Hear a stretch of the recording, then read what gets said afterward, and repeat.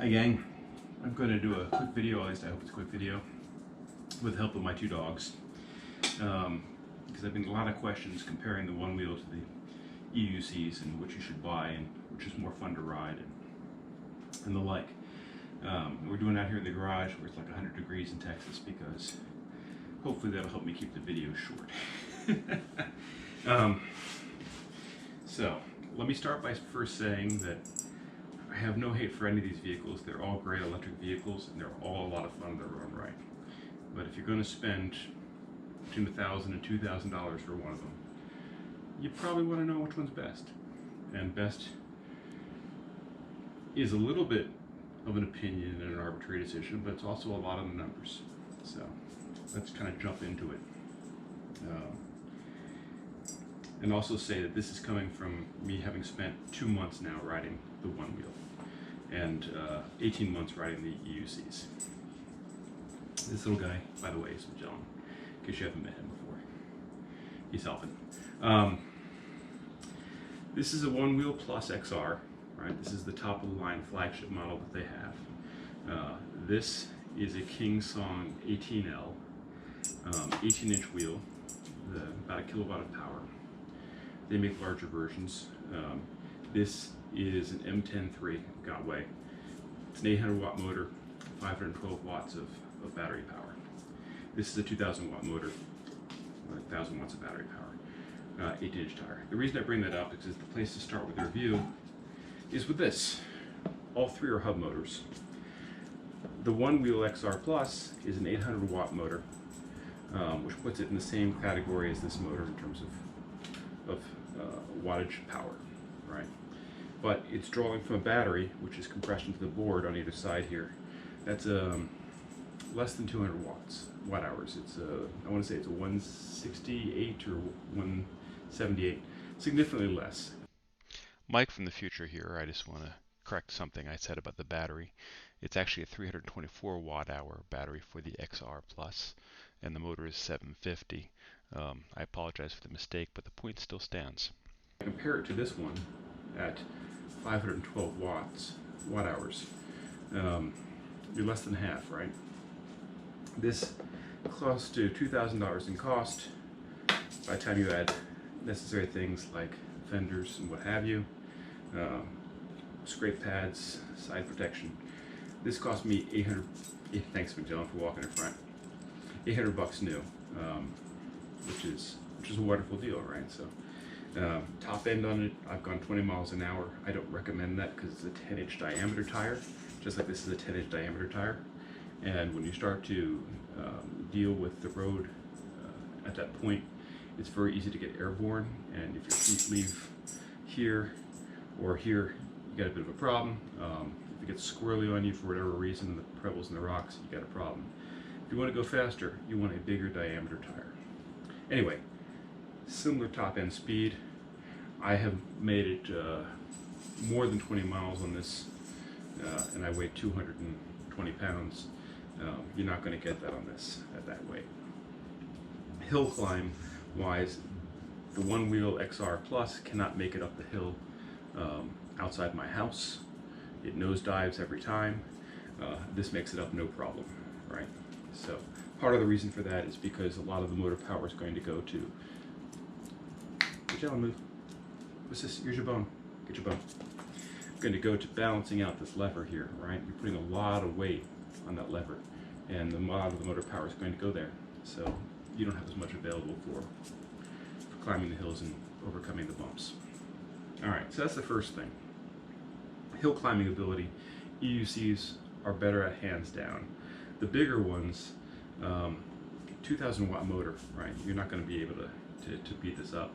And the upcoming King Song 16X, it's got a 2,200 watt motor that they're placing into it, and 45-degree climb, which is pretty damn good. Payload wise, 350 pounds, 350 pounds, 300 pounds, just to kind of put it in perspective. Range wise, again, this is 5 times the battery of this one, so your mileage is going to vary. Headlight wise, the headlight is positioned higher, it's stronger and better than these. Headlight's going to win hands down. All right, So how about things like turning?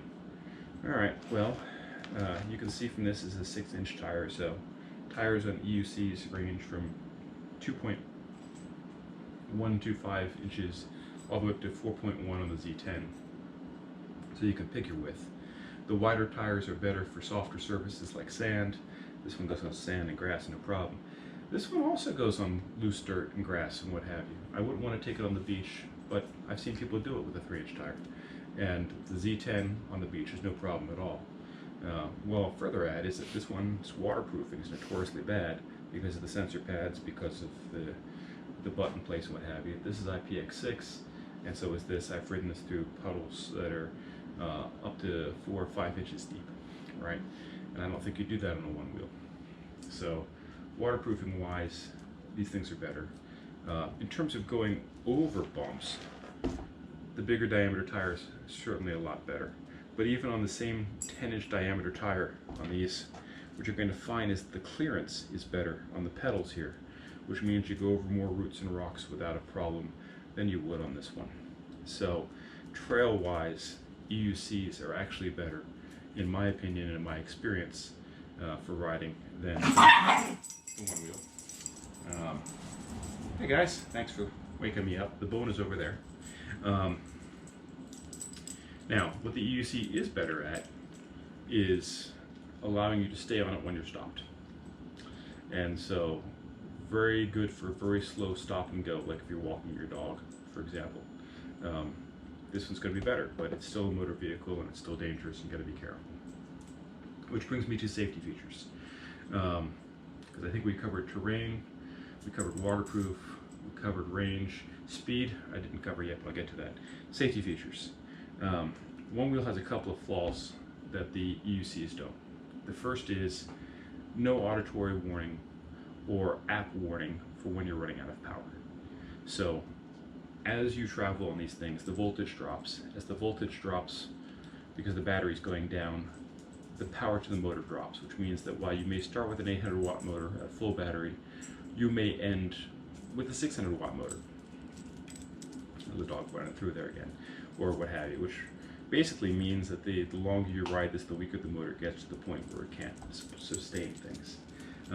You need to understand that and know it. The mechanism for this is pushback. That's where the wheel tries to tilt back and let you know. But the problem, of course, is that you're running out of power and your balance is forward, you're hitting bumps. So you may not sense that pushback, or it may not have the power to give you pushback, and that's why it nosedives on those hills. Hi. Yes, thank you very much, you're helping. So going up the hill, for example, this ran out of power just trying to get over a ridge on the hill, and plop goes the front nose and down goes the rider, right? On the EUCs, what you'll find is there's an auditory warning at 3 different levels. I usually turn the first 2 off, third one I certainly keep on. And so it'll beep as it's approaching max power for the motor at that voltage. These also have tilt back, by the way, on the pedals, just like this has the tilt back. Further, you can get warnings through your watch through applications like Wheel Log. I wish that all of them did it by default, but they don't, and they should. So safety-wise, something built in there. Also worth noting is that when this goes down, if it catches, you've got a built-in catapult for the rider. And that's bad, right? That's how you break a collarbone or other things, because you're not running that out, you've been launched. If these go down, they tilt that way, but you're not being launched. You do have a chance to ride it out a little bit. Or what I usually do is simply open my stance wider so that my foot is on either side as I start to run out, and this goes where it goes. And so far, so good. But yes, we do have face plants. It's the nature of the deal on a OneWheel balancing vehicle that you have such a thing, but we have much fewer of them. And they're usually because people ignored the beep and the safety warnings. Or we're doing something incredibly stupid. Okay. Other safety features, we talked about headlights, we talked about beeps, good. I think we talked about speed, we talked about range. Gyroscopic force in the tire, I'll also list under safety. Bigger tires have more gyroscopic force to them. They hold you upright. Bigger tires take bumps better. You don't notice them as much, they're not as serious a deal. It's better. The wider tire on the OneWheel results in a lot of lateral rocking, which is a rowdy ride and a lot of fun. That's what people, I think, enjoy about this, but it's also a little bit of a safety problem. The other thing that I'll add with the safety on this is when you're turning, depending if you're goofy foot or regular foot forward, you're turning in such a way that you're leaning, and you're leaning with your back and your head.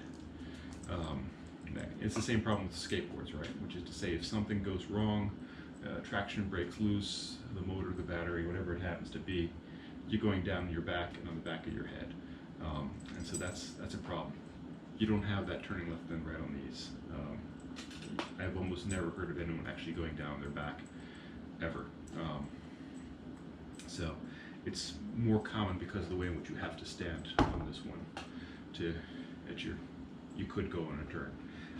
Last little thing I'll mention about the safety feature is these two contact pads. In order to make this go, you have to engage two sensors, and you have to dismount the sensors while you're stationary to turn it off. And if you don't do that, there's a chance that the wheel goes shooting forward somewhere, crashing into something. For myself, while I was learning, I had it do this several times, like a magic missile, into something, and it put a dent in a piece of metal. So kudos on the way this thing is built. It's big, it's heavy, it's a tank, but man, if that had been a person, that would have been a problem.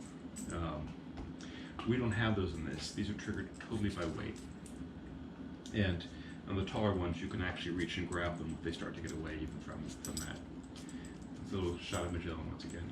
So safety feature in terms of these, I'm not really fond of the sensor pads. And as I understand it, the sensor pads tend to go bad quite often on these. People apply the grip tape poorly, or because they get wet, or whatever it happens to be. I know when I'm riding, I often get warnings about the sensors. I assume that's from the foot lifting and what have you. So there's a lot of reasons, right, to net it out. The motor is smaller than EUCs, depending what size you buy. It could be equal, but generally speaking, it's much smaller than a 2000 watt. The battery is smaller. The speed is less. It's less agile because the tire is wider. It's less safe from headlights, speed, power, diameter, any number of things. And it costs more. So, all that being said, how's the fun level on these now? That's really the triumph or failure. And people compare these to snowboarding, the OneWheel. I compare it to surfing because it feels to me like I'm on a big, slow board on a big, slow wave, just kind of carving back and forth. And that's enjoyable. I like the wind, I like the movement. But the problem is that it just feels better to do it on these two for me. So I've had the OneWheel sitting here for a month fully charged. For perspective, I sold my favorite EUC, the MCM5, and I have borrowed this King Song in preparation for a new one coming out, the 16X. I dislike this wheel. I don't like it in comparison to other EUCs. I still grab it over the OneWheel. I grab this one all the time over the OneWheel. The OneWheel sat in the garage, basically unused, because I miss the power, I miss the speed, I miss the carving. That's cheap as walking through there this time, helping with the review. Right. And you could say it's because I've had a year in these things, but really, I feel like I'm at the same level of ability to ride on these as most of the very proficient people. And it's just missing a lot of things. And when I miss that torque and acceleration, I miss the ability to brake faster on these things. I miss the nimbleness of the carving. And then the back of my head, I got the safety gnawing at me. So, as a result, it's a $2,000 wheel that's borrowed from me. Thankfully, if I had paid for it, I would have already sold it. But that's the net of it. If it's your money, do what you're going to do. If you're just getting into personal electric vehicles and you prefer skateboarding, go for the OneWheel. I'm glad you're on electric. Go all the way. If you're willing to learn these, because the EUCs are harder. It's going to take you 10x the effort to learn an EUC as it does a OneWheel. The EUCs are better. They're better for your money, bang for the buck, and in my opinion, more fun. So hopefully that kind of sums it up for you by the numbers and by the opinion. And I know I'm going to get a lot of hate mail for it. I don't hate the OneWheel. The OneWheel is a fine vehicle. What I'm trying to do is put it in perspective of other vehicles that are $2,000 and less, right? And fun-wise, again, not quite as fun because it doesn't have quite the capability. In a generation or two, it may catch up.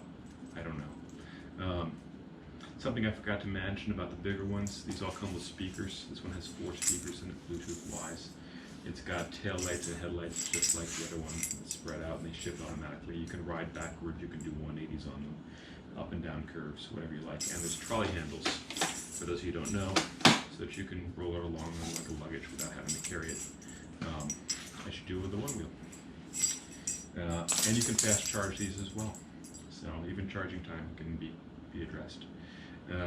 If you're just looking to start an EUC, start with a cheap one, start with a used one, or borrow one. But stick with it and try it. Even the worst of the lot are going to outperform your OneWheel. You're not going to outgrow them as fast as you do the other ones. So, if you're not married to the culture, if you're not invested in the religion, if you will, there it is. If you are, no problem. I still want to ride with you. Again, please don't take this as hating on the OneWheel. The OneWheel is a fine invention, a wonderful device. It's electric. It moves us towards the future. I'm just trying to compare it, again, to the same price point as the other vehicles and give you a perspective from someone who rides all of them. If I am going to throw some hate some way, I'm going to do it on the 2-wheel Segway. And I should have grabbed this before I came out. My wife bought this on Black Friday for like $200 to go to the pool with, and it's what started the whole cycle for us. Payload-wise, it was 215 pounds, and so I had to lose some weight to ride it. This is not worth your money. Don't do it. The reason being is going down hills, the wheels get out of sync, and you end up wobbling back and forth, and that wobble will eventually throw the rider in an unsafe way. So, there you go. Ranked top to bottom. Have a happy Memorial Day. And if you need more information, there are videos on these things. Say goodbye, Mel John. And Jeeves, look at that. They both came safe.